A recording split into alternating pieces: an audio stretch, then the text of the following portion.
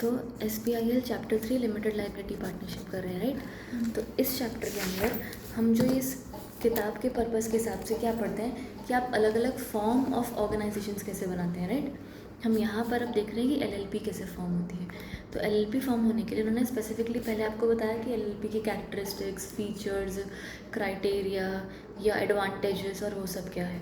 तो वो बेसिक आपका इतना सब तुम्हें आता ही है, मतलब that's a basic read for you guys, correct. तो अब यहाँ पर limited liability partnership is a type of organisation which is in a way a company but also a partnership, right. तो कंपनी के अंदर एक प्रॉब्लम होती है क्या कि बहुत सारे कंप्लाइंसेस, फॉर्म्स, रेगुलेशंस, वो ध्यान रखना, इतना डायरेक्टर, ये चीज़, MOA, AOA, और फिर वो कंप्लाइंस करने की कॉस्ट, ये सब बहुत ज़्यादा हो जाती है। हाउएवर पार्टनरशिप में ये सब नहीं होता। पर पार्टनरशिप की दिक्कतें क्या हैं कि पार्टनरशिप के अंदर अगर कल को लॉस हुआ तो पार्टनर कल्ले पार्टनर के घर तक बात जा सकती है। घर तक इन द सेंस उसके पर्सनल एसेट्स भी सेल ऑफ करने पड़ सकते हैं इन केस लॉसेस हो गए और वो बेयर करने आते हैं, ठीक है। तो वहाँ पर एक दूसरी प्रॉब्लम है, इसीलिए ही later on they came up with new criteria और दोनों को इकट्ठा मर्ज करके दोनों के बेनिफिट्स इकट्ठे किए। LLP विच वॉज पार्टनरशिप भी हो गया पर उनकी लाइबिलिटी भी लिमिटेड हो गई, ठीक है। तो इतना हमें थोड़ा बहुत अंडरस्टूड है, समझ में आता है। अब उनको अगर फॉर्म करना है कि LLP फॉर्म करना है तो उसके लिए क्या क्राइटेरिया होगा वो थोड़ा बहुत देख लेते हैं। फर्स्ट तेरे वो हैं इंट्रोडक्शन है, वो बेसिक इंट्रोडक्शन, एक give that a read, easy है, किया हुआ है ये, मैंने न्यू किताब में मार्क किया हुआ। चल, तो पहला तेरा इंट्रोडक्शन, ये बेसिक इंट्रोडक्शन है, just the first paragraph and the second paragraph एक बार मार्क कर लो, ठीक है। तो इस इंट्रोडक्शन के हिसाब से तुम्हें बस बताया हुआ है कि LLP के क्या फ़ायदे हैं, अट्रैक्टिव बिजनेस चॉइस है, लोग आजकल इसमें बहुत ज़्यादा एंटर इनटू कर रहे हैं और एक्सेट्रा। उसके बाद तुम्हारे प्रॉपर वो रेगुलेशंस दिए हैं, एक्ट्स दिए हैं, वो बेसिक रीड है, not for the exam point of view. अलग तुम्हारा है सेलियंट फीचर्स। अब नॉर्मल फीचर्स क्या होंगे कि अगर एक LLP फॉर्म करते हो आप तो क्या क्या फीचर्स होंगे। तो पहला, आपके नाम के आगे LLP लिखा होना चाहिए। कम से कम 2 से ज़्यादा लोग फॉर्म करेंगे, ऑफकोर्स पार्टनरशिप है ना, एक बंदा सोल प्रोप्राइटर तो है नहीं, तो कम से कम 2 लोग चाहिए। मीडियम साइज बिजनेस के लिए अच्छा रहता है। इनकॉर्पोरेशन प्रोसेस है आपका वो ईजियर है। एक आपको एग्रीमेंट बनानी है आपके पार्टनर्स के बीच में, उसके अलावा आर्टिकल्स ऑफ एसोसिएशन और ये सब नहीं बनाना पड़ेगा, ठीक है। उसके अलावा आपने सर्टन एक्सटेंट तक इनका इनकॉर्पोरेशन ईजी हुआ। फिर मिनिमम 2 पार्टनर्स है और मैक्सिमम पर कोई लिमिट नहीं है, ये हुआ। डे टू डे पार्टनर्स वाले जो होंगे, अब जैसे कि ना कंपनी होती थी तो कंपनी के अंदर जो मेन बंदा होगा या मेन डायरेक्टर होगा उसको हम मैनेजिंग डायरेक्टर कह देते थे, राइट। जो डायरेक्टर्स होंगे उनको पूरा BOD हो गया, राइट। इधर मैनेजिंग डायरेक्टर नहीं होता क्योंकि डायरेक्टर ही नहीं होता, राइट। इधर कोई ऐसा BOD नहीं होती, तो वो यहाँ पर क्या होता है, डेजिग्नेटेड पार्टनर्स, राइट। LLP के अंदर जो हेड्स होंगे वो डेजिग्नेटेड पार्टनर्स के नाम पर होते हैं एंड दे उसमें से बोला कि जो भी सारे बंदे हैं उसमें से कुछ at least one should be a resident in India, ठीक है। बाकी बॉडी कॉर्पोरेट है, डिस्टिंक्ट नेम है, एक तरीके से पार्टनरशिप फॉर्म है but registered as a company, separate legal entity हो गई आपके, वो सारी वो से बेसिक वो दिए हुए हैं, फीचर्स दिए हुए हैं, राइट। ये सारे तुम्हारे फीचर्स है, just give them a read. वही नेम है, मूवेबल प्रॉपर्टी, वो सारी क्या क्या है सब दे दिया। नेक्स्ट तुम्हारा डेफिनेशंस आ जा। डेफिनेशंस के अंदर पहला बॉडी कॉर्पोरेट का डेफिनेशन दिया हुआ है। जब हम एक कंपनी की बात करते हैं तो वो कंपनी होती है, private company, public company, listed company. जब हम एक बॉडी कॉर्पोरेट की बात करते हैं ना तो body corporate can be a corporate, यानी कि एक organisation formulated which is a separate legal entity, एक सेपरेट बॉडी। तो इसलिए ही body corporate means a company but includes LLP outside India और a company incorporate outside India, ठीक है। तो कोई भी ऐसी चीज़, ऑर्गेनाइजेशन जिसका अपना एक वजूद है, एक अपनी कॉर्पोरेट पर्सनालिटी है, वो बॉडी कॉर्पोरेट होगी, राइट। उसके बाद तुम्हारा but does not include sole proprietor, does not include cooperative society, any other body corporate जो कंपनीज एक्ट के अंदर डिफाइन नहीं हो पाती। फिर तुम्हारा बिजनेस तो कुछ भी ट्रेड, प्रोफेशन, सर्विस आप जो भी कैरी आउट करे वो बिजनेस हो गया। डेजिग्नेटेड पार्टनर, यहाँ पर वही partner designated as such. Company LLP के अंदर कुछ लोगों को, जैसे कंपनी के अंदर कोई डायरेक्टर को मैनेजिंग डायरेक्टर बोल दिया, वैसे कोई पार्टनर को डेजिग्नेटेड पार्टनर बोल दिया। एंटिटी मतलब वही बॉडी कॉर्पोरेट, और फिर includes the firm. Financial year पता है, फॉरेन लिमिटेड बाहर फॉर्म रजिस्टर्ड है, LLP पता लग गया। LLP partnership agreement, the relationship form करने के लिए जो हमने एग्रीमेंट बनाई वो हो गया। पार्टनर बंदे उसके स्मॉल लिमिटेड लाइबिलिटी पार्टनरशिप, ये मार्क कर ले सिर्फ, अगर आपका contribution does not exceed 25 lakhs और आपका turnover does not exceed 40 lakhs, तो आप स्मॉल एलएलपी कहलाते हो।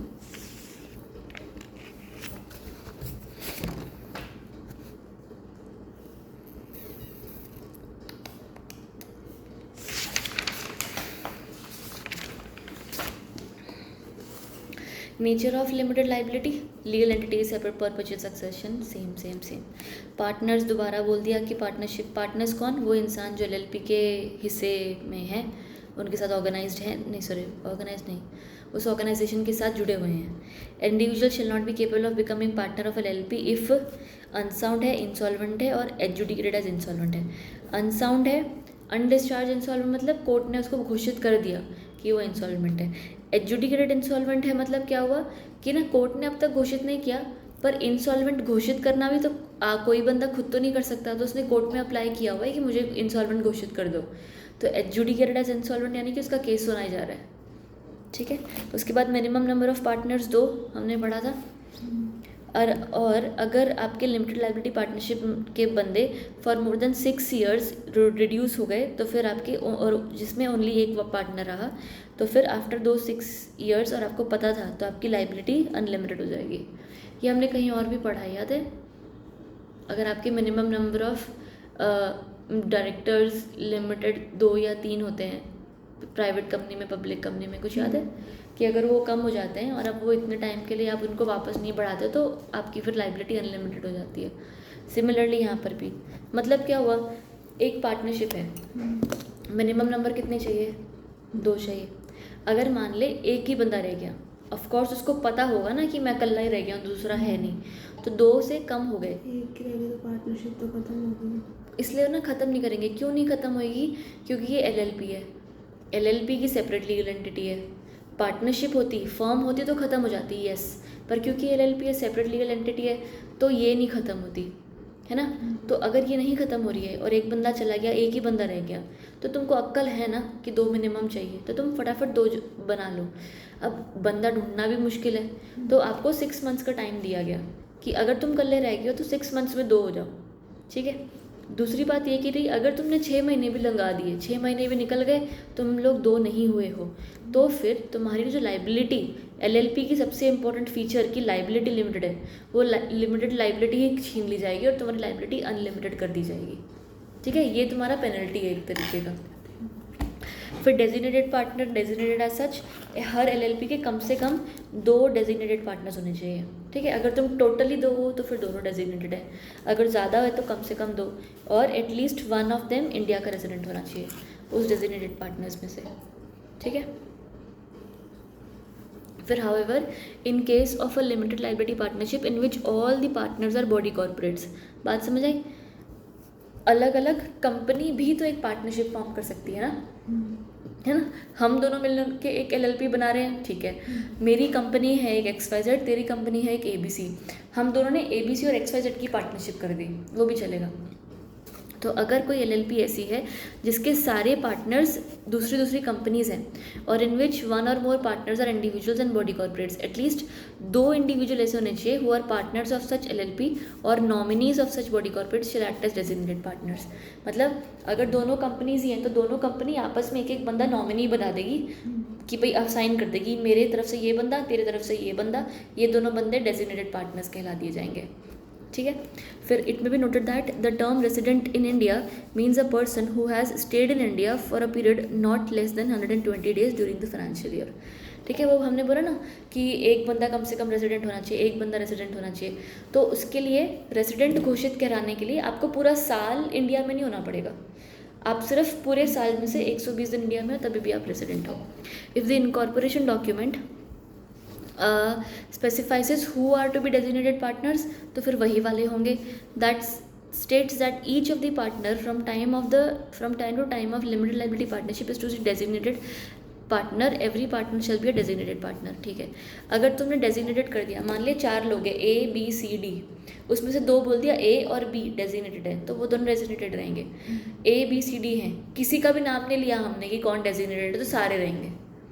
ठीक है, तुम्हारी गलती, तुमने क्यों नहीं बताया कौन है। ठीक, फिर any partner may become a designated partner by in accordance with the limited liability partnership and a partner may cease to be designated partner in accordance with the LLP agreement. कुछ नहीं, तो आप अपनी तरफ से आ जा नहीं रहे हो, आपके बीच में जो एग्रीमेंट है उस एग्रीमेंट को आप फॉलो करो। उस एग्रीमेंट में प्रॉपर प्रोविजंस बनाए होंगे कि अगर आपको as a designated partner appoint होना तो आपको क्या करना है, कुछ एक्स्ट्रा कंट्रीब्यूशन लानी है क्या, कुछ एक्स्ट्रा कोई रेगुलेशंस करनी है, क्या काम करना है, जाना है तो नोटिस देना है, तो सारा कुछ एग्रीमेंट के मुताबिक होगा आपके बीच में जो हुई है। An individual shall not become a designated partner in limited liability unless he has given his consent to act, कि भाई हाँ वो भी मानना चाहिए खुद। Every limited liability partnership shall file with the registrar the particulars of every individual who has given his consent to act as designated partner in such form and manner within 30 days of his appointment। ठीक है, LLP के अंदर कोई बंदा आ गया, designated partner बन गया, बनने के 30 दिन के अंदर अंदर ROC को बता दो कि ये हमारा DP है। ठीक है, individual eligible to be a designated partner shall satisfy such conditions as may be prescribe. ठीक है, डायरेक्टर को मिलता है डिन, इसको मिलता है DPIN। ठीक है,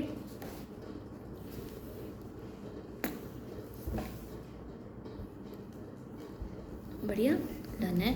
लाइबिलिटीज ऑफ डेजिग्नेटेड पार्टनर अभी कुछ नहीं, वो सारे मैटर्स के लिए रिस्पॉन्सिबल है, पहले उसी को ही पकड़ेंगे, अगर कोई बात होती है तो उसी को ही पूछा जाएगा। ऑफिसर इन डिफ़ॉल्ट बोलते हैं ना हम कि भाई कोई गलती हुई तो ऑफिसर इन डिफ़ॉल्ट को पकड़ेंगे, उसी को ही ऑफिसर इन डिफ़ॉल्ट बनाएंगे। कोई पेनल्टीज़ हुई पहले उसी को ही लगाएंगे सारा कुछ, तो ही इज़ द वन जो आंसरेबल है हर चीज़ के लिए।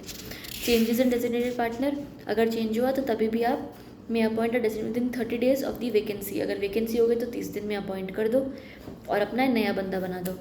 It may be noted that if no DP is appointed or if at any time there is only one DP, तो each partner shall be deemed to be a DP। फिर penalties हैं, बस एक गिव दिस अ रीड और जाने देना। सही, next अब तुम्हारा इनकॉर्पोरेशन ऑफ LLP। इनकॉर्पोरेशन के लिए हमने जैसे वो पता है पूरे फॉर्म याद है कंपनी लॉ में, कंपनी लॉ कह रही हूँ, कंपनीज़ को फॉर्म करने के लिए वो स्पाइस प्लस फॉर्म था, फिर एक INC फॉर्म आप भरते थे, फिर INC 22 था एक रजिस्टर्ड ऑफिस के लिए, सारा आप करते हो राइट। बस ये वही वाले हैं, बस ये फॉर्म्स LLP फॉर्म करने के लिए हैं। ठीक है, तो इनकॉर्पोरेशन डॉक्यूमेंट में उन्होंने क्या बोला कि 11(1) of the act states that for LLP partnership to be incorporated कम से कम 2 और मोर बंदे चाहिए, 2 बंदे इकट्ठे कर लिए। इनकॉर्पोरेशन के सारे डॉक्यूमेंट्स होंगे आपके जो वो आप फाइल करोगे, किसके साथ, अलॉन्ग विद फीस एज में भी प्रिस्क्राइब्ड। किसको फाइल करोगे, ROC को। ठीक है, एंड इज टू बी जहाँ पर भी आपकी LLP होने वाली है। यहाँ तक सब सही हो रहा है, दोनों पॉइंट्स डन है। जब आप फाइल करोगे along with incorporation documents in the prescribed form made by the either the advocate और द CS, या जो भी बंदा उसको वो करेगा, क्या नाम उसको, सब्सक्राइब यानी कि साइन करेगा, उसके नीचे अपने इनिशियल्स डालेगा, डिक्लेरेशन करेगा कि ये सारे डॉक्यूमेंट सच के हैं। ठीक है, तो जो भी आपके डॉक्यूमेंट्स होंगे वो ऑथेंटिकेटेड होंगे बाय CA और CS। यहाँ तक सही, या तो कॉस्ट अकाउंटेंट, बढ़िया। उसके बाद according to 11(2) of the act the incorporation document कौन से हैं, वापस सभी लोग बता रहे हैं कि डॉक्यूमेंट कौन से हैं। सही, कौन से डॉक्यूमेंट होते हैं, वहाँ पर तुम्हारे जो फॉर्म्स थे स्पाइस प्लस और वो इंटीग्रेटेड फॉर्म था ऑनलाइन वाला राइट, INC था जो डॉक्यूमेंटेशन के फॉर्म नंबर। अब यहाँ पर फॉर्म फिलिप है। ठीक है, फिलिप with the registrar having jurisdiction over the state in which the registered office of the LLP is to be situated along with the prescribed fees. आप ये फिलिप फॉर्म फाइल कर दोगे। इस फिलिप फॉर्म के अंदर तुम एक इंडिविजुअल रिक्वायर्ड होगा to be appointed as a DPIN who does as a designated partner does not have a DPIN or DIN, तो उसका नाम आप डाल सकते हो, उसको मिल जाएगा DPIN। याद है उसमें भी था स्पाइस प्लस में भी कि कम से कम 2 लोगों को DIN मिल सकता है उसी वाले फॉर्म में, और तीसरे बंदे को चाहिए तो उसको अलग से अप्लाई करना पड़ेगा। याद है कुछ DIN, कोई बात नहीं, एक बार हल्का हल्का रिवाइज करते हैं ना। देख, कंपनी के अंदर डायरेक्टर्स होते हैं, जो डायरेक्टर्स अपॉइंट होते हैं ना उनके पास एक नंबर होता है DIN, डायरेक्टर आइडेंटिफिकेशन नंबर। ये जो नंबर होगा ना, ये आप अगर मान लो नए डायरेक्टर हो, तो पहली बार किसी कंपनी में डायरेक्टर बन रही है, तो ये पैन कार्ड तो है नहीं जो तेरे पास होगा, तो DIN तो लेगी राइट। तो ना DIN आपको साथ में मिल सकता है। जैसे मान ले कंपनी इनकॉर्पोरेट हो रही है तो उसने अपना फॉर्म भरा इनकॉर्पोरेशन का, उसी फॉर्म के साथ 2 खाली जगह होती है कि कोई डायरेक्टर है जिसको DIN चाहिए, हम साथ के साथ दे देंगे, तो वो 2 लोगों को DIN मिल सकता है उसी फॉर्म के अंदर साथ में। ठीक है। पर मान ले कंपनी के अंदर हम दोनों डायरेक्टर बन गए, करण आया, करण बोला मुझे भी डायरेक्टर बनना है, तो जगह तो 2 ही लोग की है ना, तो उसका नाम ज़बरदस्ती नहीं घुसा सकती। अगर उसको डिन चाहिए तो उसको अलग से एक डिन का फॉर्म भरना पड़ेगा, वो पूरा है डिन 1 2 3 4 फॉर्म्स हैं सारे, ठीक है, वो वाला भरना पड़ेगा। सिमिलरली यहाँ पर आप फिलिप वाले फॉर्म के साथ एक DPIN ले सकते हो। An application for allotment of DPIN, sorry एक नहीं 5, may be made by more than 5 individuals in the form Philip, not be more than 5। तो मैक्सिमम 5 लोग का DPIN मिल जाता है एक फिलिप फॉर्म के साथ। वो फिलिप फॉर्म इनकॉर्पोरेशन फॉर्म है जिसके साथ DPIN ले सकते हो, वो DPIN आपको मैक्सिमम 5 लोगों का मिलेगा। सही है, यहाँ तक सेट है, क्लैरिटी है। उसके बाद an application for reservation of name, वो आप नेम अपना रिजर्व करवाते, याद है वहाँ पर रन वाला एक फॉर्म था, कुछ रिजर्वेशन ऑफ नेम का फॉर्म होता है कंपनी के अंदर रन नाम से, यहाँ पर उसी के साथ आप फॉर्म फाइल कर देते हो। Where an applicant has applied for reservation of name under rule 18 in form, ये रहा देख रन LLP, वहाँ पर रन का कंपनी का फॉर्म था रन INC, यहाँ पर रन LLP है। And which has been approved he may file the reserved name as proposed. या तो आप इनकॉर्पोरेशन के साथ नाम रिजर्व करवा दो, या कई बार ऐसा होता है कि मान ले तूने सोचा है कि ना मैं 2 महीने बाद एक LLP बनाऊंगी, मैं तब इनकॉर्पोरेशन के डॉक्यूमेंट्स फाइल करूंगी, पर तेरे को आज एक खतरनाक नाम आया तो तूने आज नाम रिजर्व करवा दिया, ठीक है, वो रिजर्व्ड नाम तो फिर बाद में तब यूज़ कर सकती है।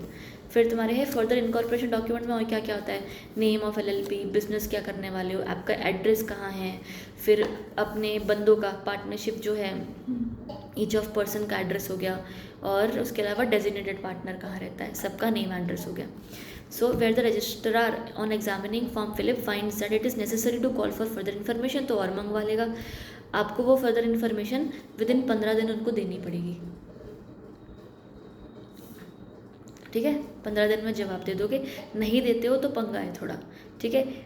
After रीव submission if registrar still finds that document आपका डिफेक्टिव है, तो आपको एक और अपॉर्चुनिटी देगा, जिस बोलेगा वापस से कि एक और 15 दिन ले ले, तो वापस मुझे ये वाली चीज़ भर के दे, तो तुम करोगे। इट में B noted that the total period of री सबमिशन ऑफ डॉक्यूमेंट शिल नॉट एक्सीड 30 डेज, तो मैक्सिमम 30 है, पुराना वाला 15 अभी वाला 15 सब मिलाकर 30 है, ठीक है। एक बार तुमने फॉर्म सबमिट किया, फर्दर इन्फॉर्मेशन चाहिए, फर्दर इन्फॉर्मेशन से लेके फाइनल सारा सब कुछ होने में 30 दिन है।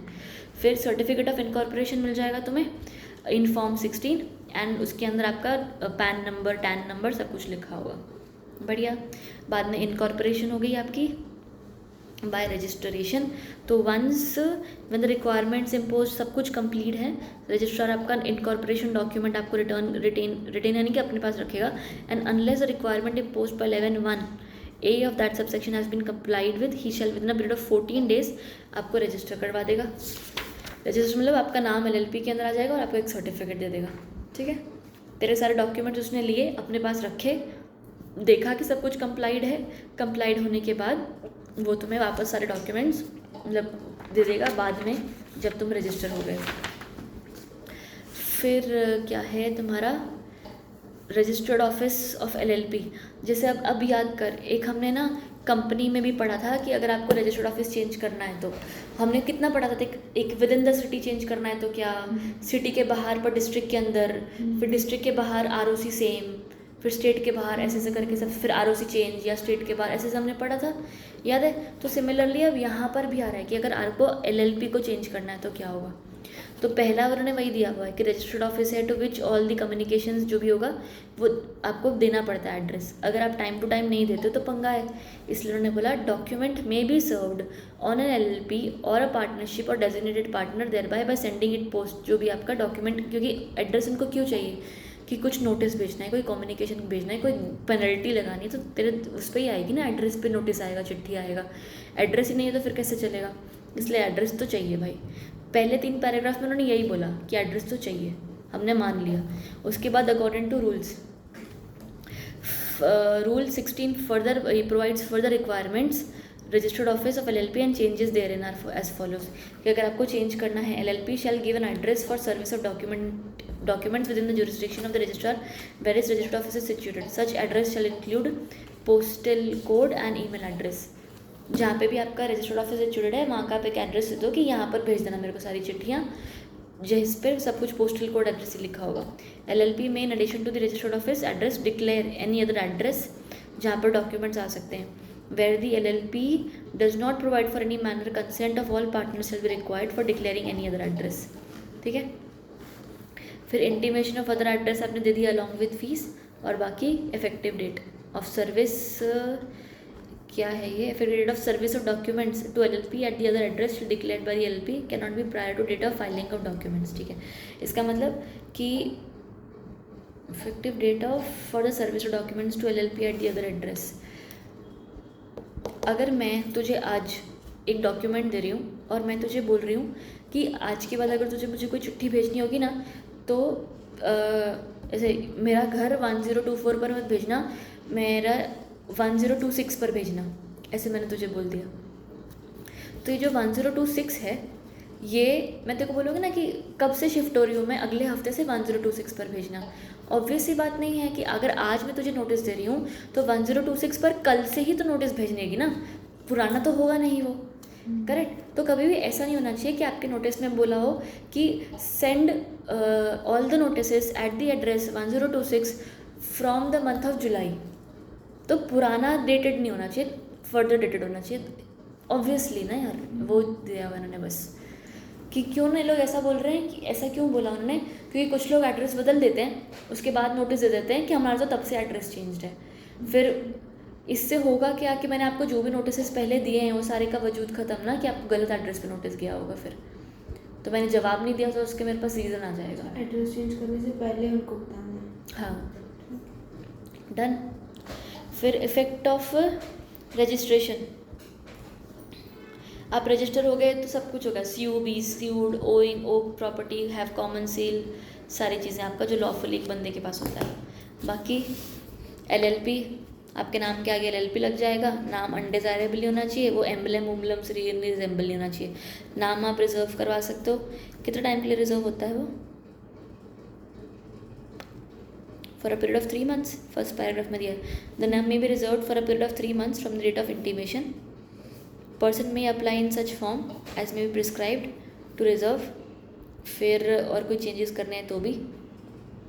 फिर अगर आपने बोला कोई फॉरेन LLP है या फॉरेन कंपनी है, may on the payment of the fees to the registrar for reserving his name by which it is registered in the country, it is provided that such reservation shall be valid for 3 years but may be renewed for a fresh application along with the payment of fees as may prescribed. अगर foreign LLP है, foreign company, तो 3 साल का reservation. India का है तो 3 महीने का बस. ऐसे कैसा?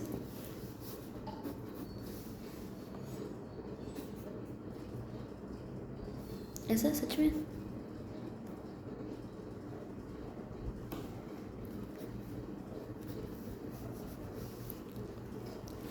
चेंज ऑफ यार बार बार नाम के पीछे पड़े हैं अभी. ये सेम है. दोबारा 2 पॉइंट्स तो चल फटाफट कर ख़त्म ही करते हैं इसको. दोबारा 2 पॉइंट्स तो सेम ही है कि आपका नाम ये. फिर it is provided that an application of the proprietor of the registered mark shall be maintainable with a period of 3 years from the date of incorporation और रजिस्ट्रेशन और change of name of the limited liability partnership.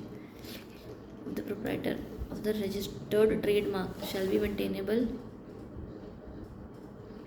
अच्छा, ये ना अलग paragraph है. इस paragraph में 3 साल का क्या मतलब है? मान लो आपने कोई इन्फ्रिंजमेंट का मतलब पता है? देख, अगर तू कोई तेरे ये कुरकुरे का पैकेट आता है राइट. तो मैं अगर कुरकुरे क्या है, एक चिप्स का ब्रांड है. मैं है ना क्या करती हूँ, मैं मेरा LLP खोल लेती हूँ, कुरकुरे LLP ऐसे नाम से राइट. तो कहीं ना कहीं ऐसा लगेगा ना कि मैंने ये वही कंपनी तो नहीं है, ये उन्हीं का ही तो नहीं है. Correct. It will create a confusion in the mind of people. तो कोई भी already registered trademark, already registered brand name से कॉपी होता हुआ आप अपना नाम नहीं रख सकते हो. ये बात तो सही है. पर कहीं गलती से रख लिया और किसी को पता नहीं लगा तो कभी ना कभी हो सकता है कुरकुरे को पता लगेगा. तो with in a period of 3 years मेरा नया नाम रखने से 3 साल के अंदर अंदर कुरकुरे मेरे पर केस कर सकता है कि आपने मेरे जैसा नाम क्यों रखा. सही। फिर वाला LLB तो अगर 3 साल तक नहीं पता चला फिर उस पर नहीं कर सकता वो, पर वो अप्लाई कर पाएगा क्योंकि यहाँ पर बहुत ज़्यादा सिमिलर हो गया ना। तो ROC को ROC नहीं बोल रही हूँ, जहाँ पर आपका नाम रजिस्टर है, वैसे तो ROC ही हुआ, बट उनको अप्लाई करेगा कि ये इन्फ्रिंजमेंट हो रही है, आप चेंज करो ऐसा। सो vera LLP changes its names or obtains a new name, it shall within a period of 15 days from the date of such change gives notice to the change to the registrar along with the order of the central government who shall carry out necessary changes in the certificate। ठीक है, central government जहाँ जहाँ लिखा है उसका मतलब MCA है, ministry of corporate affairs. And with इन 30 दिन ऑफ सच चेंज आपको एक सर्टिफिकेट मिल जाएगा। आपके चेंज होने के 15 दिन के अंदर अंदर बता दो, बताने के 30 दिन के अंदर अंदर सर्टिफिकेट आ जाएगा। भाई ये लोग नाम के पीछे पड़ गए।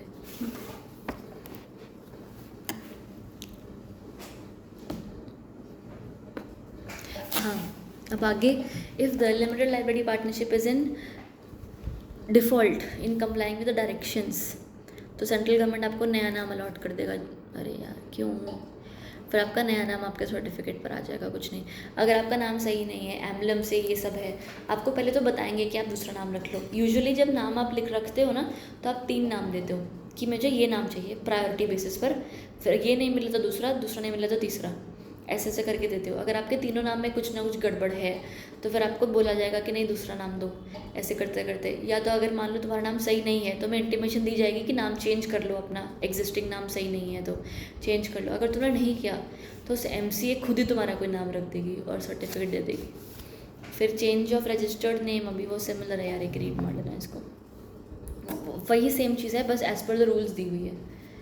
ठीक है, फिर पेनल्टी कितनी है? Penalty 50,000, shall not be less than 50,000 but may extend to 5 lakh, last line में दिया है। फिर पब्लिकेशन, आप जैसे ही अपना नाम रखते हो उसको पब्लिश कर दोगे। अगर जब भी मान ले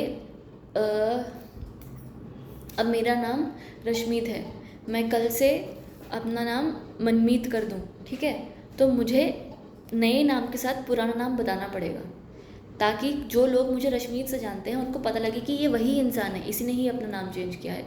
तो जब भी आप नया नाम रखते हो ना, तो for a certain period of time, मुझे नहीं एग्जैक्टली याद है, for a certain period of time आपको अपना पुराना नाम साथ में बताना पड़ता है, कंपनी को रखना ही पड़ता है कि earlier was known as this, ऐसे करके।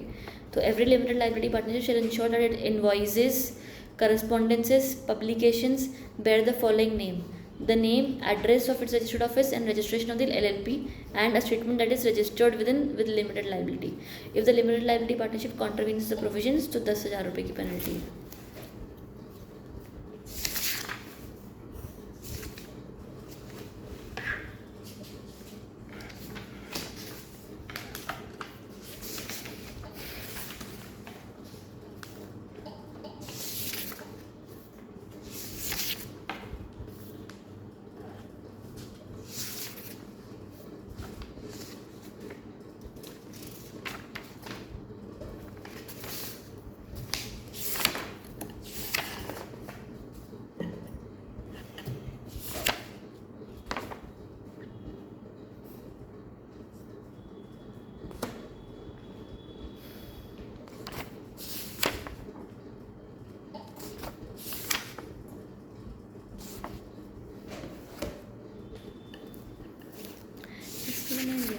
प्रोसीजर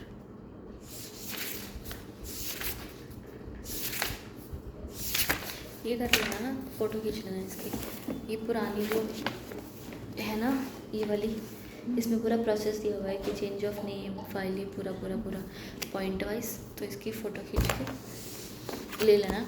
अच्छा दिया हुआ है, न्यू बुक में नहीं दिया है ना।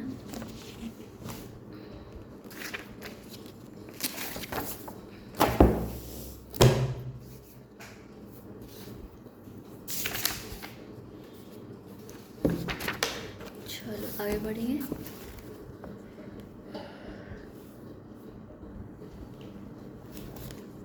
फिर partners and the relations, eligibility to be a partner. Of course अगर आपको पार्टनर बनना है तो एलिजिबिलिटी क्या होनी चाहिए? आपको साउंड माइंड, एजुकेटेड, इंसॉल्वेंट नहीं, सब कुछ, राइट। तो वो सब हो गया। आप कैसे पार्टनर बनोगे? By signing in the LLP agreement and you will become a partner in accordance with the LLP agreement. फिर relationship of partners, जब भी एक कंपनी होती है तो उसका MOA AOA के हिसाब से रिलेशनशिप होता है सब लोगों के बीच में। जो MOA बोलेगा वो मेंबर्स को करना है। तो हमने पता है पॉइंट पढ़े थे कि company is bound to members, member bound to member, ऐसे ऐसे करके हमने कुछ पढ़ा था, राइट। उससे क्या था कि जब कोई डॉक्यूमेंट, एक आर्टिकल्स, एक मेंबर्स आप सब पर एक तरीके की ऑब्लिगेशन, एक लिमिट, एक अथॉरिटी का लिमिटेशन लगाता है तो वो लिमिट सब पर लगती है। सिमिलरली यहाँ पर अब वो तो है नहीं, तो जो आपके बीच में एक एग्रीमेंट हुई है ना, वही एक एग्रीमेंट है जो आपके पूरे रिलेशनशिप को संभाल के रखेगी कि हाँ आपके पास ये अथॉरिटी है, ये अथॉरिटी नहीं है, क्या काम करना है, क्या नहीं करना है, कौन कितने पैसे लेके आएगा, कौन कितना प्रॉफिट लेकर जाएगा, कौन क्या लॉस बेयर करेगा, किसकी कितनी सैलरी होगी, everything will be as per the agreement. तो ये तुम्हारा स्पेसिफिक फर्स्ट में तो सिर्फ बताया इंट्रोडक्शन टाइप का, फिर बाद में it may be noted that, अगला paragraph, LLP agreement means any written agreement between the partners of the limited liability partnership और between the LLP and its partners which determines the mutual rights, है ना। Mutual मतलब आपस में जो rights हैं उनके। उसके बाद फोर्थ पैराग्राफ आ जा सीधा, रूल 21 प्रोवाइड्स, एक सेकेंड रूल 21 है ना, हाँ। Rule 21 provides that for the purpose of सब रूल 23 सेक्शन 3 सब सेक्शन 23 और section 23 every limited liability partnership shall file information with regard to the LLP agreement in form 3 with the registrar within 30 days from the date of incorporation along with fees।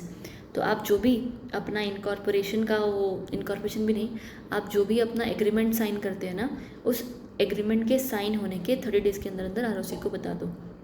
आया annexure, annexure ना, annexure मतलब attachment.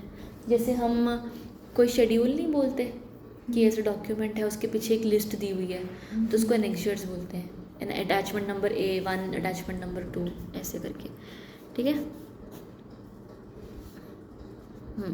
उसके बाद further rule provides that any change made in the limited liability partnership agreement shall be filed in form 3 within 30 दिन। कोई change किया तो 3 में along with fees, सही।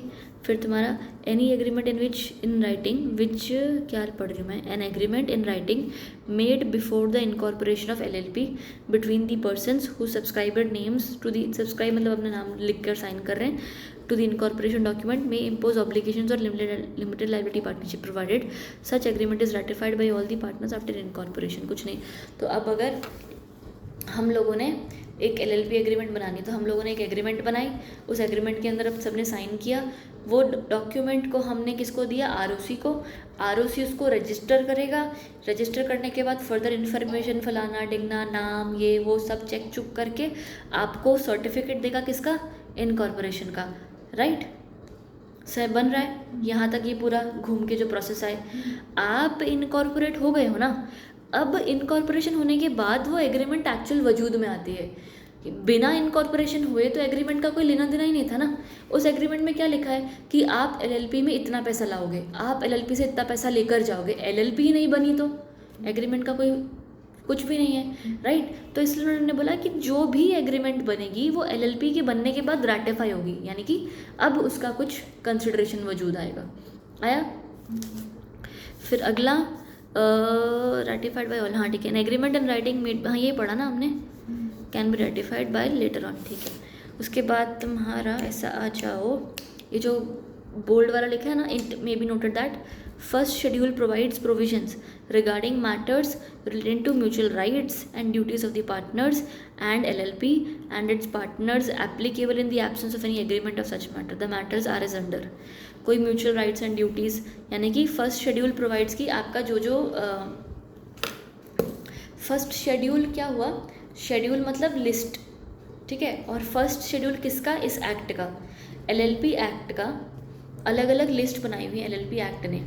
अब कभी भी ना अगर मुझे कोई बहुत सारी बातें बतानी होती है ना, तो मैं उसको अलग अलग शेड्यूल में डाल देती हूँ। फॉर एग्जांपल मुझे ना मेरा घर बेचना था, तो मैंने पूरी एग्रीमेंट बनाई, हम दोनों के बीच में एग्रीमेंट हुई, ऐसा ऐसा ऐसा ऐसा है।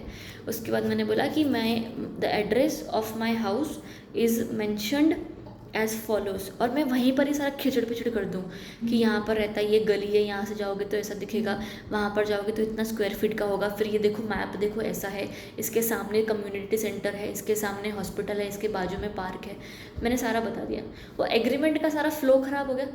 उसके बदले में अगर मैं ऐसा करूँ, the address of this apartment is mentioned in the schedule 1, तो वो सारा चीज़ उठा के मैं शेड्यूल 1 में डाल दूँ। जिसको भी पढ़ना है वो अच्छे से एक लिस्ट में जाकर शेड्यूल पढ़ लेगा। इस एक्ट ने भी वही किया हुआ है, और यूजुअली सारे एक्ट्स ऐसा करते हैं। तो आप उन्होंने क्या बोला कि पूरा ये एक्ट है, फिर उन्होंने गाइड किया आपको कि एलएलपी का एक एग्रीमेंट बनता है, क्योंकि देख याद कर एमओए एओए कैसे बनता है, उसका भी तो एक पूरा गाइडेंस है ना, object clause, name clause, situation clause, सारा कुछ। सिमिलरली एलएलपी एक्ट के अंदर एक गाइडेंस है कि एग्रीमेंट कैसे बनेगी, वो एग्रीमेंट शेड्यूल में लिखी हुई है कि आपको उसमें क्या क्या इंक्लूड करना है। और ये उन्होंने शेड्यूल के बारे में बताया कि शेड्यूल में लिखा होगा the matters as under, schedule में लिखा होगा कि एलएलपी के एग्रीमेंट के अंदर ये सारी चीज़ें होनी चाहिए, जैसे कि म्यूचुअल राइट्स क्या होंगी, all the partners of the LLP are entitled to share equally share करेंगे अपने प्रॉफिट्स, इंडेमनीफाई करेंगे एक दूसरे को। अभी लंबा थोड़ा लिस्ट है। इंडेमनीफाई मतलब एक दूसरे के नुकसान की भरपाई, ठीक है। इंडेमनिफिकेशन के बारे में मार्क कर ले। उसके बाद तेरे इजी पॉइंट्स देख ले, लास्ट वाला मार्क कर ले। 14 की कोई डिस्प्यूट हुआ तो रिजॉल्व कैसे करना है ना। मेजॉरिटी पार्टनर्स चाहें तो किसी को भी निकाल सकते हैं, कैन एक्सपेल एनीबडी। फिर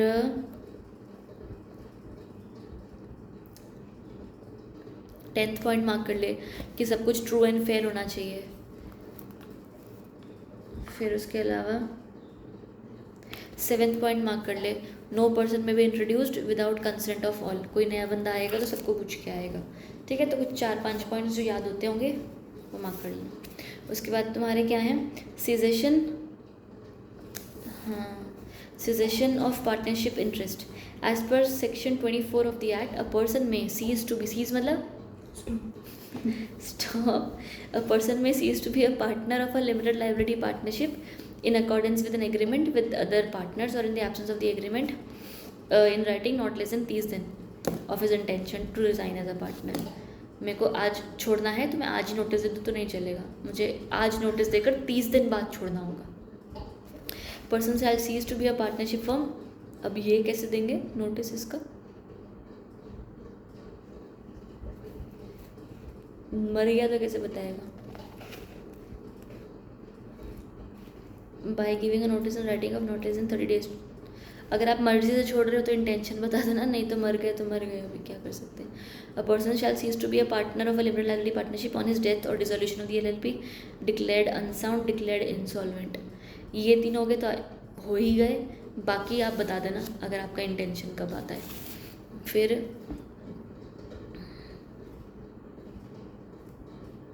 ठीक है, उसके अलावा where a person has ceased to be a partner of a LLP, the former partner is to be regarded in relation with the person dealing with the limited as still being a partner of the LLP unless the person has noticed that the former partner has ceased to be a partner of the LLP। अच्छा,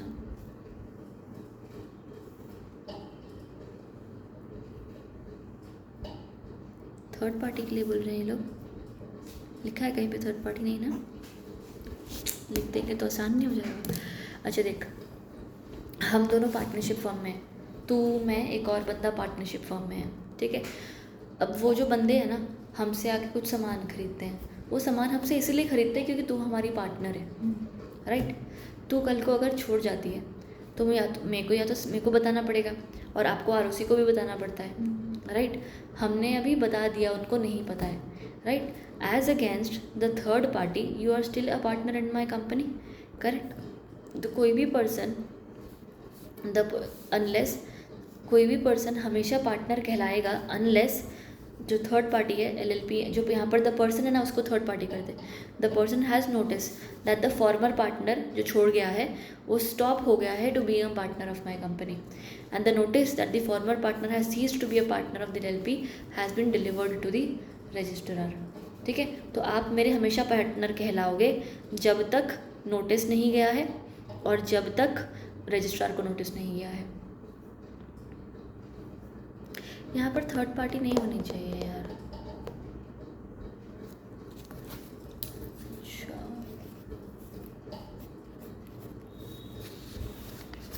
अच्छा देख, third party को तो चलो estoppel ही हो गया ना, वो तो वो होल्डिंग आउट स्टॉपल वाला याद है, वो चीज़ हो जाएगी। अच्छा यहाँ पर ये होगा, फॉर एग्जांपल अगर तू मेरी कंपनी में मेरी पार्टनर है, राइट, आप 30 दिन पहले नोटिस देते हो इंटेंशन का, ठीक है, तो 30 डेज़ पहले दिया, अब वो 30 डेज़ ख़त्म हो गए, उसके बाद तुम सीज हो जाओगे, सच में हमारे पार्टनर है ना, तो सीजेशन पे भी एक नोटिस देना पड़ता है। तो LLP वाले के लिए तुम तब तक पार्टनर हो जब तक तुम नोटिस नहीं दे देते।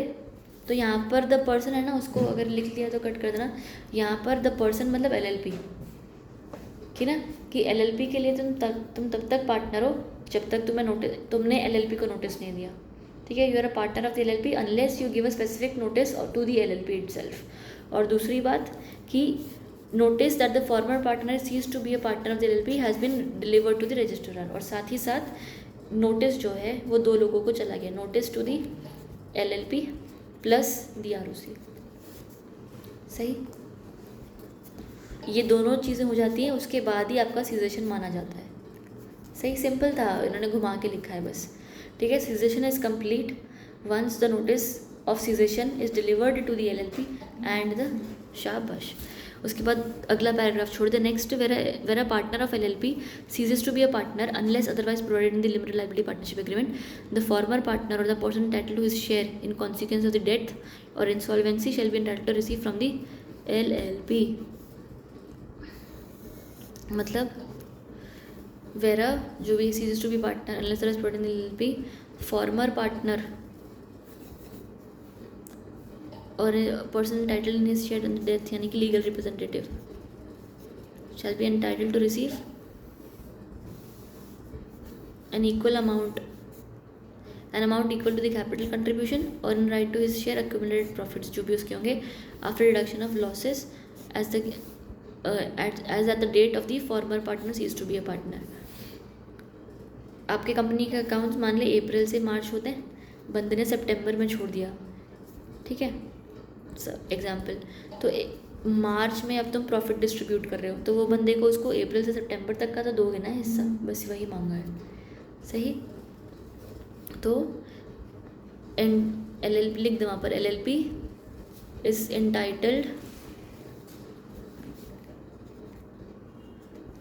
entitled to give the former partner his share for the time of his partnership।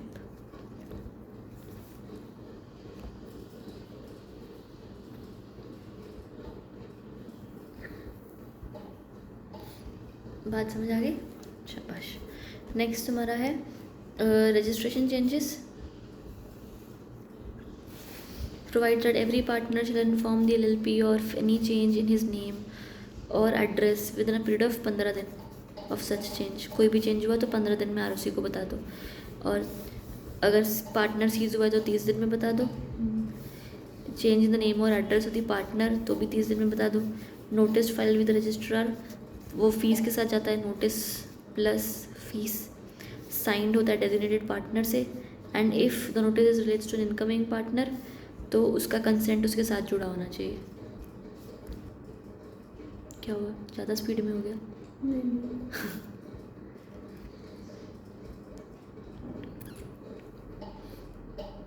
देख ले एक बार ना।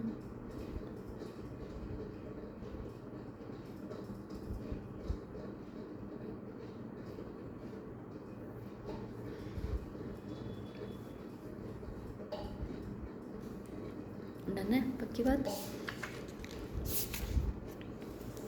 उसके बाद जो पर्सन जो cease to be a partner हो गया ना, he may himself also file with register of his if is reasonable cost to believe that LLP नहीं करेगी, है ना। फिर एक्सटेंड एंड लिमिटेशन नहीं आ जा सिद्धि। पार्टनर एक तरीके से एजेंट भी होता है अपने फर्म का, क्योंकि सेवरली लाइबल होते हैं वो लोग सारे, है ना, जॉइंटली और सेवरली। सेवरली मतलब कल्ले कल्ले भी लाइबल हैं, इकट्ठे भी लाइबल हैं। Extent of LLP, Act provides that a LLP is not bound by anything done by a partner in dealing with a firm if उसके पास कोई अथॉरिटी नहीं थी या उसको नॉलेज नहीं था, और वही प्रूफ कर सकता है। LLP जब भी कोई गलत काम करती है उसके सारे पार्टनर्स लाइबल होते हैं। क्यों? क्योंकि वो उसके एजेंट्स हैं, इकट्ठे हैं सारे, है ना। एक चीज़ समझ में आ गई। अब मान ले कि कंपनी में कुछ गलत काम हुआ और तू उस टाइम पे घर गई हुई थी, यहाँ पर हमने कोई गलत काम कर दिया, तू भी लाइबल हो गई, राइट। तो फिर तू भी अगर लाइबल हो गई है तो तेरे पास एक ही तरीका है प्रूफ करने का, या तो तू बोल दे मेरे पास अथॉरिटी नहीं थी, और अगर अथॉरिटी थी तो तू दूसरी बात बोल दे कि मेरे को नॉलेज नहीं थी, ठीक है। अगर ये प्रूफ हो गया तो you will not be liable unless otherwise you will be, सही। फिर एक्सटेंट ऑफ लाइबिलिटी कुछ नहीं, वही है, पर्सनली लाइबल होते हैं।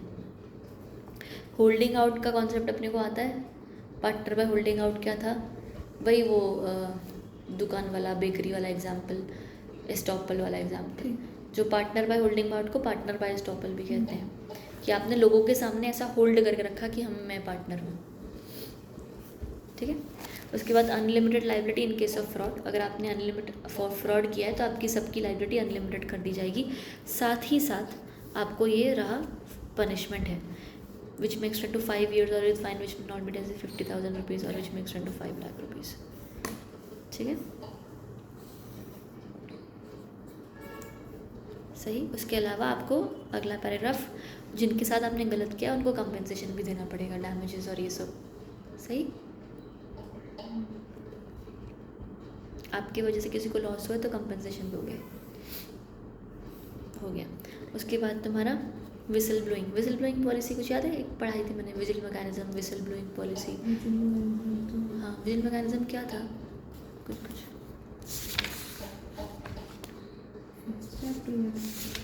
किसी में तो था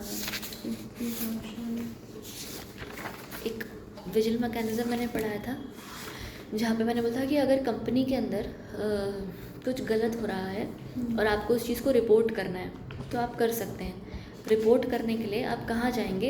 ऑडिट कमेटी के पास जाते हैं, राइट। तो अगर कुछ गलत हो गया और तुमने बता दिया तो तुम्हारी भी तो लंका लग जाएगी ना, प्रॉब्लम वो है। तो हम कंपनी के अंदर vigil mechanism policy, whistle blower policy लाते इसीलिए ही हैं ताकि आपको एक सेफ़ रास्ता मिले कि अगर आपको किसी गलत चीज़ के बारे में बताना तो आप किसको बताओ। दूसरी बात कि आपके बताने के बाद आपके साथ कुछ गलत नहीं होना चाहिए, आपकी सैलरी कम हो रही है, छुट्टियां नहीं मिल रही, गलत बर्ताव हो रहा है, ये सब आपके साथ नहीं होना चाहिए। That is vigil mechanism policy. तो LLPs के भी अंदर ये विजिल मैकेनिज्म होना चाहिए, विसल ब्लोअर होनी चाहिए। तो अगर कोर्ट या ट्रिब्यूनल उन्होंने एक एक्स्ट्रा चीज़ क्या बोली कि मान लो कंपनी में कुछ गलत हुआ और वो जो गलत हो रहा है आप उस कंपनी में क्या पार्टनरशिप में कुछ गलत हुआ और आप उस पार्टनर के उस LLP के पार्टनर हैं, राइट। तो आपकी भी लगेगी क्योंकि आप तो पार्टनर हैं, राइट। तो पर अगर आप सामने खड़े होकर सबकी चुगली कर दो कि भाई उन्होंने गलत किया, मेरे को नहीं पता, मैंने नहीं करना था, ब्ला ब्ला ब्ला, तो द कोर्ट में रिड्यूस और वेव योर पेनल्टी, ठीक है, सही। तो अगर तुम आके उनका बता दो कि वो लोग गलत काम कर रहे हैं तो हो सकता है कि आपकी पेनल्टी कम की जाए if it is satisfied that such partner was useful in the investigation, और जो भी आपने इन्फॉर्मेशन दी थी वो सच दी थी जिसकी वजह से हम किसी लोगों को पकड़ पाए। बात समझ आई कि नहीं आई बता? हाँ, विसल ब्लोइंग पॉलिसी का मतलब हमको पता लग गया कि आप बता रहे हो कि मेरी कंपनी में ये गलत हो रहा है। जब कोई कंपनी के अंदर कोई डायरेक्टर, कोई बंदा गलत करता है तो हम बंदे को पकड़ सकते हैं कि हाँ चल ठीक है, तो और कंपनी को पकड़ा जाएगा, ऐसे हर बंदे को नहीं पकड़ा जाएगा। पर अगर पार्टनरशिप में कुछ गलत होता है तो सारे पार्टनर्स लायबल होते हैं ना, ये हमको पता है कि सारे पार्टनर्स लायबल हो जाते हैं। अब पंगा हमें यही है कि सारे पार्टनर्स लायबल हो गए। अब तू और मैं किसी कंपनी में पार्टनर है, मैं चोरी चकारी कर रही हूँ, ठीक है, कुछ फ्रॉड कर रही हूँ अपने कस्टमर के साथ, तुझे पता लग गया, ठीक है, तो तुझे डर लग गया कि अगर ये धरा गए हम लोग सारे के सारे तो फिर तो यार सारे पार्टनर्स ही पकड़ाएंगे क्योंकि मुझे भी तो पता है फ्रॉड के बारे में। तो तूने ना जाके चुपचाप से मेरी कंप्लेन कर दी। उन्होंने क्या बोला तुझे कि देख अगर तू कंप्लेन करती है और सारी इन्फॉर्मेशन देती है ना तो हम तुझ पर पेनल्टी नहीं लगाएंगे, सिर्फ उसी पर लगाएंगे कि जिसने गलत काम किया है। समझ रही हो, जैसे हमारा खबरी बन जाओ नहीं बोलते, बस यही हो रहा है यहाँ पर कि तो हमारा खबरी बन जा तो हम तेरे पे पेनल्टी नहीं लगाएंगे, तो बस यही बना दिया। बस साबित होना चाहिए कि आपकी जो इन्फॉर्मेशन थी वो यूज़फुल थी, सच थी, और उस इन्फॉर्मेशन से वो लोग मुझे पकड़ पाए हैं, मैं कन्विक्ट हुई हूँ तेरी इन्फॉर्मेशन से।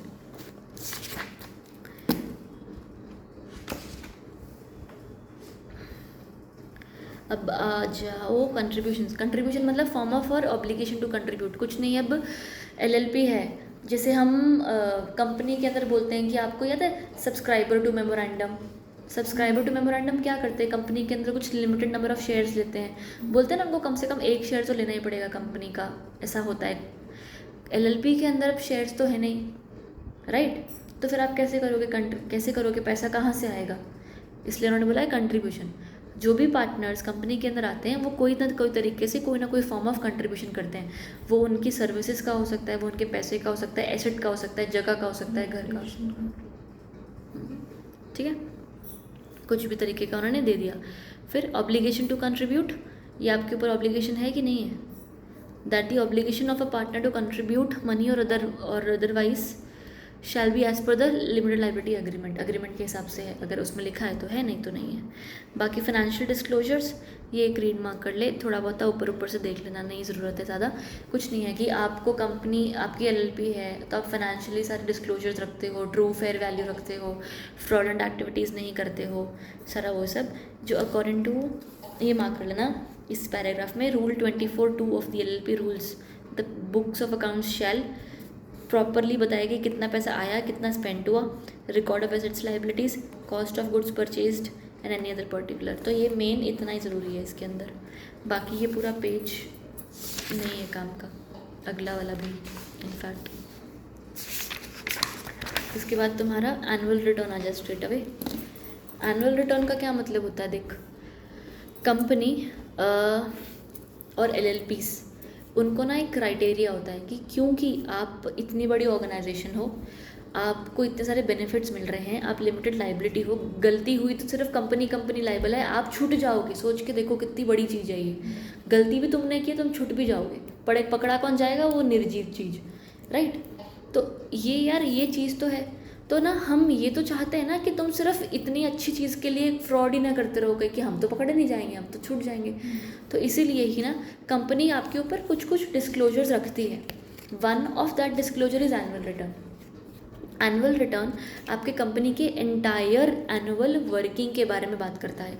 एनुअल रिटर्न सब कुछ होता है जिसके अंदर आपकी रेशियोज़ हो गए, एसेट्स लाइबिलिटीज़ हो गई, आपकी मीटिंग्स हो गए, प्रोस्पेक्टस हो गए, कितना आपने पेड अप शेयर कैपिटल है आपका, क्या है वो सारी चीज़ें, कि आपने क्या क्या कंप्लाइंसेस किए हैं, क्या नॉन कंप्लाइंसेस किए हैं, सब कुछ उसी के ही अंदर। आपकी फाइनेंशियल स्टेटमेंट्स भी एक पार्ट होती हैं, सब कुछ आ जाता है। तो एनुअल रिटर्न के अंदर एक रिपोर्ट भी जाती है कि अगर आपने कोई नॉन कंप्लायंस किया है या नहीं किया एक्सेट्रा, ठीक है। तो कंपनीज़ को बोला जाता है कि जैसे ही तुम्हारी वो होती है ना 31 मार्च ख़त्म, तो उस 31 मार्च के 30 दिन के अंदर तुम्हें ये करना होता है, क्या नाम इसका, एनुअल रिटर्न सबमिट फाइल करना होता है आरओसी को, ठीक है। ये मार्क देख, LLP shall file an annual return duly authenticated with the registrar within 60 days from the closure of the financial year in such form and manner as may prescribed. Every LLP shall file annual return in form 11, ठीक है। उसका जो annual return है ना, अगर आपका turnover, हाँ, annual return of LLP having turnover 5 crore in the financial year या तो 50 crore shall be accompanied with certificate from a designated partner. देख, इसका मतलब आपका एनुअल रिटर्न देना, ये तो बात साबित हो गई। दूसरा बात उसने क्या बोला कि उस एनुअल रिटर्न पर डेजिग्नेटेड पार्टनर का साइन होगा। अगर तुम्हारा टर्नओवर 5 करोड़ के ऊपर है और तुम्हारा कंट्रीब्यूशंस जो है वो अप टू 50 लाख के ऊपर है, ठीक है, अप टू नहीं, ऊपर नहीं, अप टू है। अगर अप टू इतना है तो फिर डेजिग्नेटेड पार्टनर का होगा। अदर देन, एक सेकंड यार, मैं स्टॉप नहीं कर रही हूँ।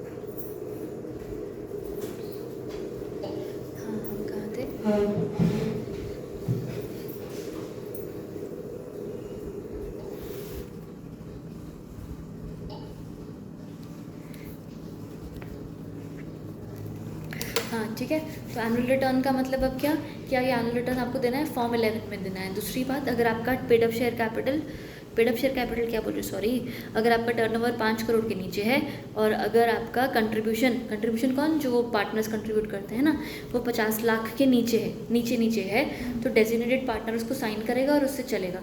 अगर आपका टर्नओवर इन दोनों चीज़ों के ऊपर है तो साइन आपको CS से भी करवाना पड़ेगा। आया समझ? पक्की बात है, रिपीट करो कुछ। CS से करवाना पड़ेगा, क्यों करवाना पड़ेगा ये बताना।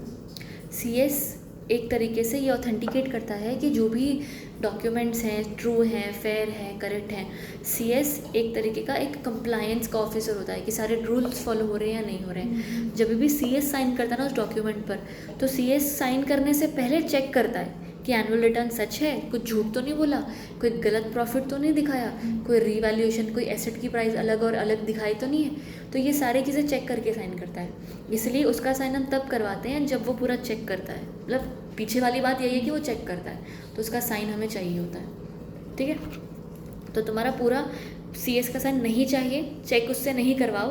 अगर तुम्हारा 5 करोड़ के नीचे है टर्नओवर, चेक करवाओ अगर 5 करोड़ के ऊपर है। जैसे ऑडिट नहीं करवाते CA वाले, बस वही चीज़ हुई। फिर may be noted that where the corporate insolvency bankruptcy चल रहा है आपका, has been initiated against the LLP, तो फिर और आपका turnover up to 5 crore during the corresponding year और कंट्रीब्यूशन अप टू ये है, तो said annual return may be signed on behalf of the LLP by interim resolution profession or resolution professional or liquidator. सही। तो इसका सिंपल इतना मतलब हुआ कि अगर LLP का इंसॉल्वेंसी चल रहा है तो साइन DP नहीं, इंसॉल्वेंसी प्रोफेशनल करेगा बस, ठीक है। ऊपर है तो ऐसे CS करेगा प्लस ये करेगा, आया। ऊपर गया तो ये तो करेगा ही करेगा, प्लस CS भी करेगा। सिमिलरली DP करता है ना साइन, अगर ऊपर गया तो DP भी करेगा, CS भी करेगा। सही। फिर inspection of documents kept at the register वो कर सकते हैं, एनुअल रिटर्न फाइल, ये जो भी होती चीज़ें वो इंस्पेक्ट हो सकती हैं। सही। पेनल्टी रीड कर लेना एक बार।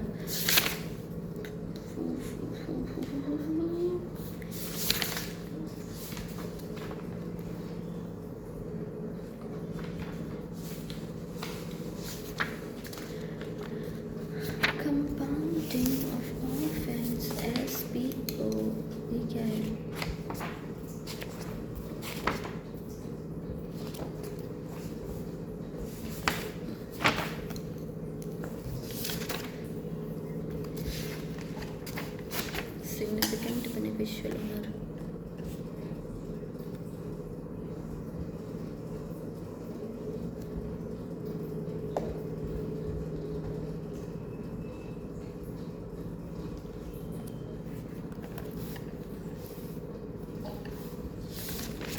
ठीक है, यहाँ पर आजा। अभी जो तेरे की डेफिनेशंस है ना, डब्बा उधर एक बार।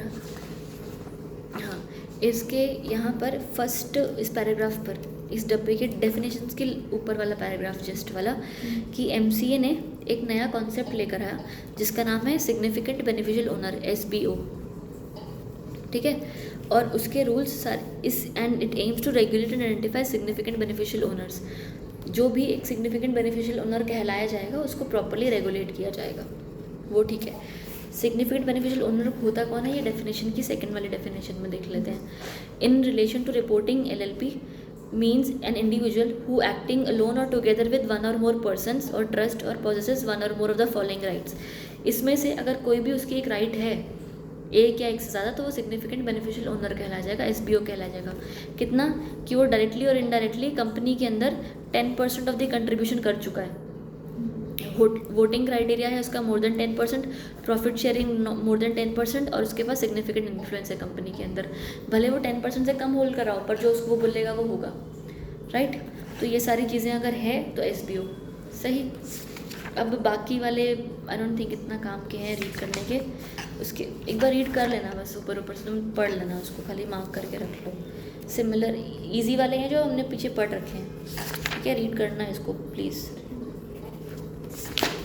उसके बाद अभी आइडेंटिफिकेशन ऑफ SBO और ये सब, अभी क्या उन्होंने बोल दिए कि अगर आपकी कंपनी में कोई भी एसबीओ कहलाया जाएगा तो क्या करेंगे कि भाई उसको प्रॉपर नोटिस देने पड़ेंगे, डिस्क्लोजर्स करने पड़ेंगे, कंप्लायंसेस करने पड़ेंगे, बताना पड़ेगा 30 दिन पहले, 15 दिन बाद, फलाना ढिंगना, बस।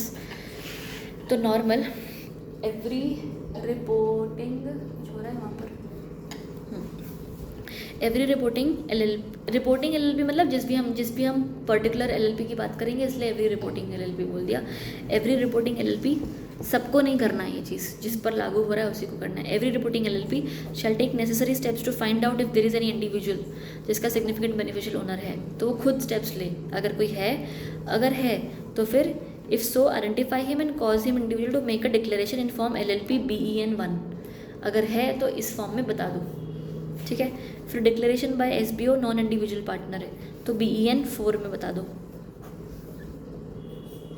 ठीक है, कि क्या क्या उसके पास राइट्स हैं, एवरीथिंग सब कुछ बताना पड़ता है। फिर reporting to registrar of companies किस में, और upon receipt of declaration from SBO, ये जो वाली फाइल है ना ऊपर वाला, ये दोनों एसबीओ कंपनी को देता है, ठीक है,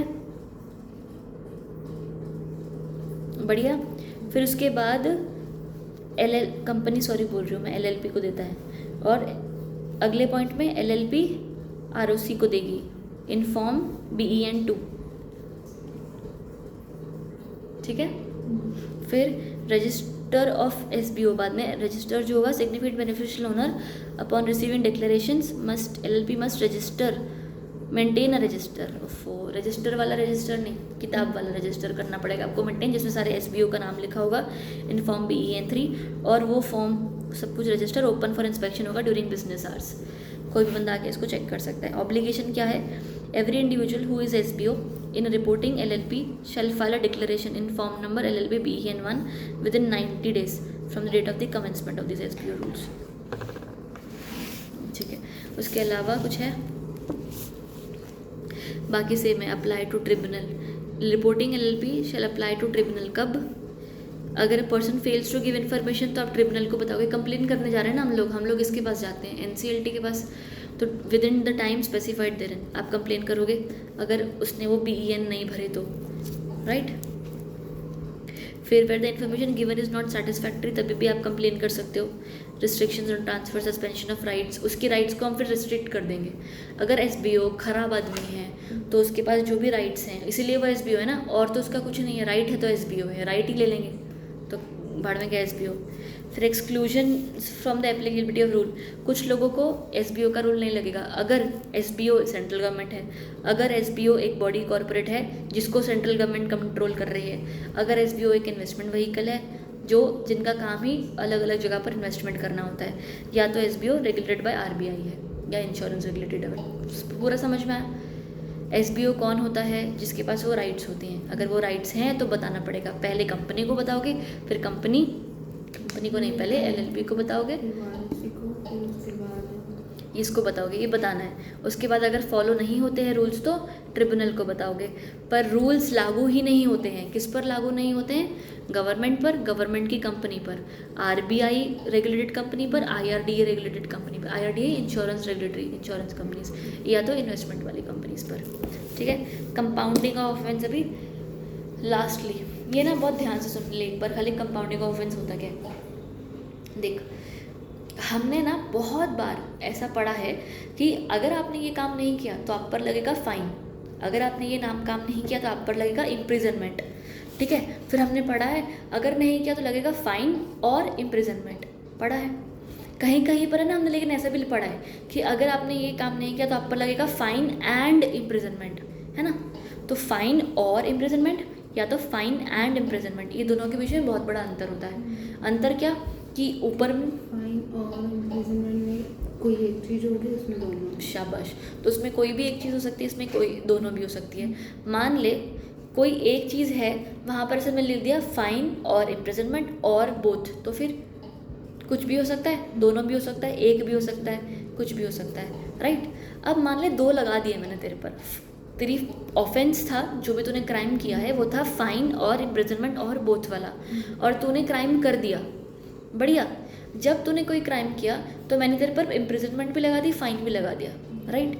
तो ना तू ना मेरे को बोल सकती है यार कि देख कंपाउंडिंग कर दे, तो कंपाउंडिंग का क्या मतलब हुआ कि तू पैसे ज़्यादा ले ले, जेल माफ़ कर दे, दैट इज़ अलाउड, ठीक है। ये एक चीज़ समझ में आ गई। तो क्रिमिनल लॉ के अंदर कंपाउंडिंग का ये मतलब होता है कि आपके ऑफेंसेस कंपाउंड हो सकते हैं, इम्प्रिजनमेंट माफ़ हो जाती है, पैसा बढ़ जाता है, ठीक है। एक ये चीज़ हो गई। उसके अलावा कंपाउंडिंग ऑफ ऑफेंस एक चीज़ कंपनीज या एलएलपीज़ के अंदर भी होती है। कंपनी या एलएलपी के अंदर कंपाउंडिंग का क्या मतलब हुआ कि मान ले एलएलपी है, उसके अंदर किसी एक बंदे ने कोई गलत काम किया है, तो हम ऐसे नहीं पकड़ते कंपनी के अंदर भी कि कंपनी को पकड़ते हैं, फिर ऑफिसर इन डिफ़ॉल्ट को पकड़ते हैं कि एक्चुअली किसने गलत काम किया है। सिमिलरली एलएलपी में भी वही होगा, जो पूरे पार्टनरशिप को पकड़ेंगे, साथ ही साथ उस बंदे को पकड़ेंगे जिसने गलत काम किया है। तो कंपाउंडिंग में हम यही बोल रहे हैं कि ऐसे उसी बंदे को पकड़ा जाता है जिसने गलत काम किया होता है, पर अगर वो बोलता है कि मैंने नहीं किया है भाई, मेरे को नहीं पता था, तो वो अंदर कंपनी के अंदर कुछ लोग कंपाउंडिंग के लिए एप्लीकेशन दे सकते हैं कि sorry I was not at fault, I was not knowledgeable of the fault, मैं तो यहाँ था ही नहीं, मैं तो यहाँ थी ही नहीं, ऐसा, ठीक है। तो बस मेन बस एक रीड कर लेना इसका। आप कंपाउंडिंग का फिर ऑफेंस, अगर ऑफेंस कंपाउंडिंग करनी है, एप्लीकेशन देनी है, तो किसको दोगे, आरडी को दोगे, सॉरी आरओसी को दोगे, आरओसी आगे आरडी को देगा, लास्ट पैराग्राफ में लिखा है ना, not below the rank of regional director authorised by the CS, फिर आपके ऑफेंसेस कंपाउंड हो सकते हैं बस, ठीक है। बाकी ओल्ड रिकॉर्ड्स का रजिस्ट्रार चाहे तो ओल्ड रिकॉर्ड्स डिस्ट्रॉय कर सकता है जो उसके पास है, अगर उसको or in electronic form in according to, ठीक है, इसका तो क्या आएगा, बढ़िया।